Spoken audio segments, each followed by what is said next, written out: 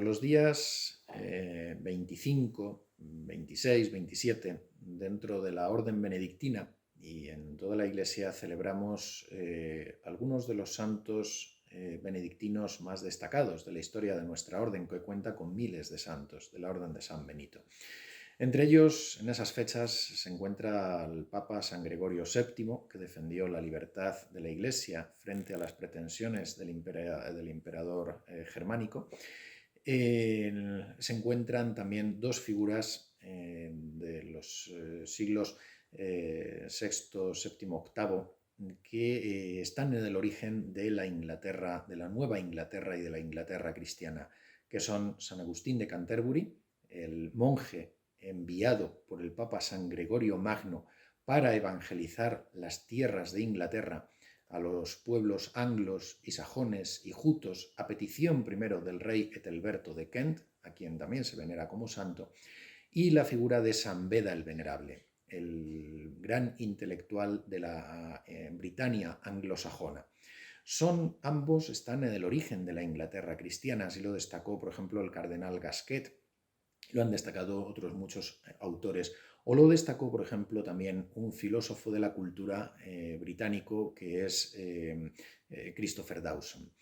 San Agustín de Canterbury es quien lleva, por iniciativa del rey Ethelberto, como decimos, casado con Berta, una princesa franca, y por iniciativa del Papa San Gregorio Magno, quien lleva o acentúa, digamos, vuelve a evangelizar Inglaterra después de unos primeros pasos de evangelización, con otros 40 monjes del monasterio de San Andrés en el Monte Celio de Roma. Marchan allí para llevar la fe a los pueblos anglos, jutos y sajones, los pueblos germánicos que habían arribado a las tierras de la antigua Britania, habitadas entonces por pueblos celtas mayoritariamente, y que en el norte seguían efectivamente siendo mayoritariamente celtas. Pero la figura de San Beda el Venerable es una figura de un gran relieve. Monje de los monasterios de Wearmouth y Yarrow, prácticamente no se movió de esa zona, es la figura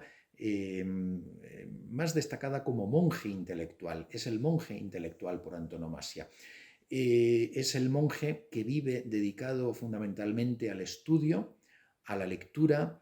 a la enseñanza de los niños que allí se forman en el monasterio y de los jóvenes monjes, y a escribir para transmitir a las generaciones futuras todo su saber. Un saber que reúne los conocimientos de la ciencia y de la cultura pagana grecolatina, que une también el aporte de los pueblos germánicos y que une también toda la tradición cristiana, el aliento cristiano que va a estar en el origen de la cultura occidental, de la cristiandad de las naciones europeas. De hecho, San Beda el Venerable, que escribe muchos tratados de tipo exegético, es decir, de explicación, de comentario de la Sagrada Escritura, escribe también una obra de una gran relevancia, como es la Historia eclesiástica del pueblo de los anglos, que, unida a la historia de los francos de San Gregorio de Tours y a la historia de los reyes suevos, vándalos y visigodos o godos de San Isidoro de Sevilla, son las tres primeras, se consideran como las tres primeras historias nacionales de los pueblos de Europa. ¿Por qué la relevancia? Bueno, pues porque todos ellos reflejan el nacimiento de unos pueblos y de unas patrias en Europa, y reflejan el nacimiento de una Europa que no es pagana, sino que sobre unos fundamentos ciertamente de origen también pagano, pero el aliento del cristianismo va a generar una nueva civilización que es la cristiandad, con unos pueblos con una identidad propia, como es en este caso el pueblo de los anglosajones. San Beda el Venerable es un monje anglosajón. Él reconoce la obra desarrollada por San Gregorio Magno al enviar a San Agustín de Canterbury y la labor de los monjes santos irlandeses como San Columba, que van a iluminar a estos pueblos en la fe y sobre los fundamentos anteriores y sobre los fundamentos de la civilización grecorromana y del aporte de los pueblos germánicos y la raigambre también céltica, el aliento del cristianismo es lo que va a engendrar estos nuevos pueblos. De ahí, por lo tanto, la importancia de conocer estas obras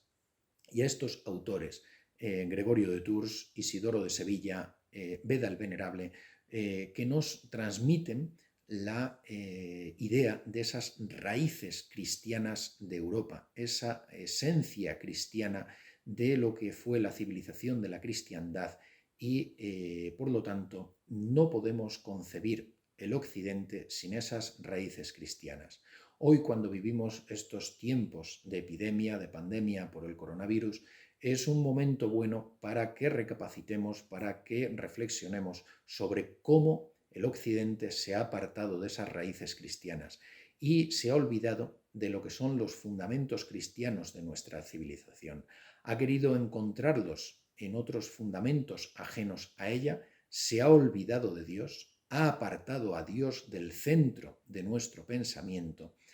ha entendido al hombre desligado de Dios y al final esto lo que produce es la esclavitud del hombre y que el hombre esté esclavizado por la técnica, por la ciencia, que al final tampoco le pueden salvar si lo desliga todo de unos principios morales, éticos y espirituales que le remiten a Dios como creador del hombre, como creador de todo el mundo que conocemos. Conozcamos, por lo tanto, nuestras raíces, nuestros fundamentos, volvamos la mirada hacia Dios y miremos hacia estos intelectuales que muchas veces desde el silencio de un monasterio echaron los fundamentos de la Europa cristiana y de las naciones que las conforman, Europa, Francia, Inglaterra, etc.